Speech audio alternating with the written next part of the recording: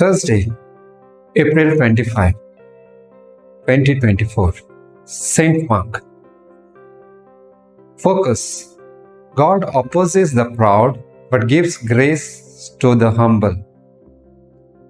Saint Augustine wrote, "It was a pride that changed angels into devils. It is the humanity that makes man as the angels. Indeed, humanity is the most important virtue and the solid foundation of all other virtues. That is why God opposes the proud and asks us to be humble ourselves. Humanity helps us extend compassion and empathy to others.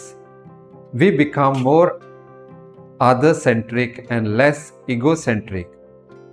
Jesus showed the way for his disciples to follow.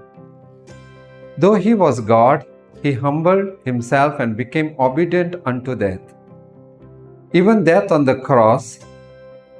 All Christians are called to be humble like our Master and Savior. Unfortunately, in the world today, it is pride and vanity that reigns. We are proud of our success, our possessions, our bank balance, our abilities, and so on. Our worldly achievement make us vain.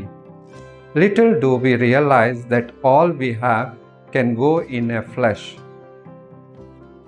The Great Commission that Jesus gave his disciples can be fulfilled by us only if we have humanity.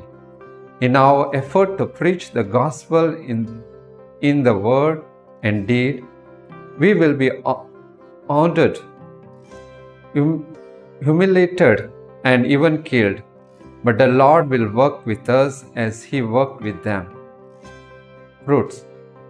Let me preach by my example of humanity, never looking down on others or putting them down, but treating everyone with courtesy and respect.